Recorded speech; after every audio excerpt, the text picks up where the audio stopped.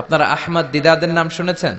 জাকির নায়েকের গুরু আহমদ দিদাদ একটা বই লিখেছেন, the ultimate miracle of the holy Quran. ওই বইতে তিনি উল্লেখ করেছেন ইউনাইটেড স্টেটস অফ আমেরিকার কিছু বিজ্ঞানীরা সবচেয়ে পাওয়ারফুল যে কম্পিউটার ক্রে 1 সুপার কম্পিউটার, এটা দিয়ে আমেরিকার মিলিটারিতে যারা চান্স পায়, মানে সেনাবাহিনীতে, তারা ম্যাথমেটিক্যাল ক্যালকুলেশন গুলো করার জন্য এই কম্পিউটার ব্যবহার করে। তো আমেরিকার বিজ্ঞানীরা আহমদ দিদাত তার ultimate miracle of the Holi কোরআনে বলছেন যে কম্পিউটারের সব ইনফরমেশন গুলোকে কনসাইজ করে ওই ক্রে 1 সুপার কম্পিউটারের মাইক্রো চিপসের ভেতর ঢুকিয়ে কমান্ড করেছে, is it possible to create a book like Quran? ও কম্পিউটার, তুমি অ্যানালাইসিস করে বলো এই কোরআনের মতো আরেকটা বই কি পৃথিবীর মানুষের বানানো সম্ভব?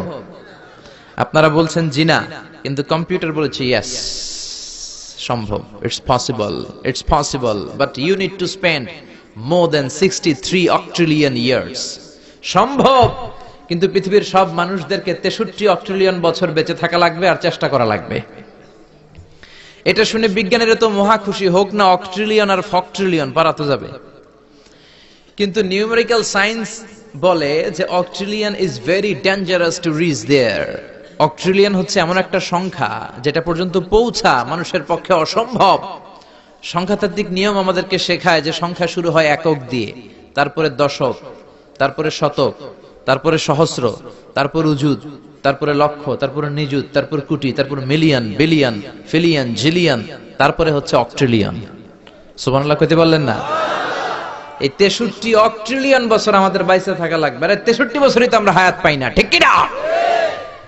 63 অক্ট্রিলিয়ন বছর যদি পৃথিবীর সবগুলো মানুষ হায়াত পায় আর যদি চেষ্টা করে, তাহলে পারহ্যাপস, মেবি, সম্ভবত কোরআনের মতো আরেকটা বই বানালেও বানানো যেতে পারে। সর্বশেষ কম্পিউটারের স্ক্রিনে অ্যানালাইসিস শেষে, বিশ্লেষণ শেষে যে কথাটা এসেছে সেটা হচ্ছে it's quite impossible to create a book like Quran. পৃথিবীর মানুষগুলোর 63 অক্ট্রিলিয়ন বছর বেঁচে থাকাও সম্ভব না, কোরআনের মতো আরেকটা বইও বানানো সম্ভব না। চিল্লায় বলেন ঠিক কিনা? ওই কোরআন আমাদের হাতে আজও আছে না নাই?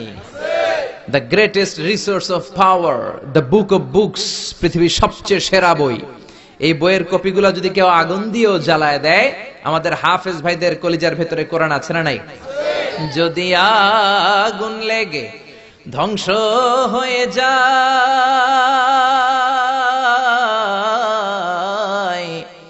ধ্বংস হয়ে যায়, যদি আগুন লেগে যায়, পুড়ে যায় পৃথিবীর সব বইয়ের দোকান, বিশ্ব থেকে হারাবে না পবিত্র কোরআন, বিশ্ব থেকে হারাবে না পবিত্র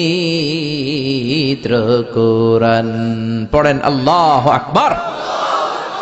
এজন্য পৃথিবীর যত কোরআন আছে আগুন দিয়ে জ্বালায় দিলে পৃথিবী থেকে কোরআন দূর করা সম্ভব নয়, কারণ হাফেজ ভাইদের কলিজায় কোরআনকে সংরক্ষণ করেছে কে? কেউ যেটা পারে না, পারে কে?